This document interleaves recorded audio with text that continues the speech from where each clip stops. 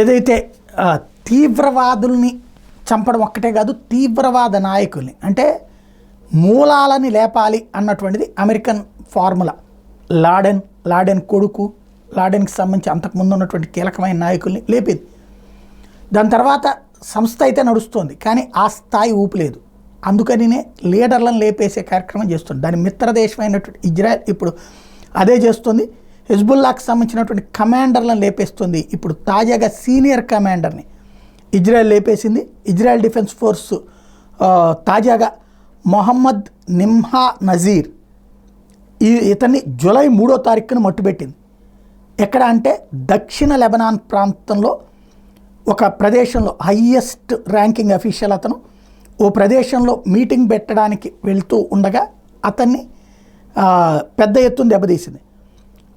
ఏదైతే అనూహ్యమైనటువంటి దెబ్బ అని చెప్పాలి. ఎందుకు అంటే మొన్న ఈ మధ్యన 3 కమాండర్లు లేపేస్తే ఆ ఊపు తగ్గింది. ఈలోపు మళ్ళీ ఇరాన్ వాళ్ళు ఇక్కడ ఇతనితో ఎవరైతే నజీర్ మొహమ్మద్ నిమ్హా నజీర్ని ముందు పెట్టి కథ నడిపిస్తున్నారు. భారీ ఎత్తున మిస్సైల్స్ పంపిణీ ఇదంతా జరుగుతోంది.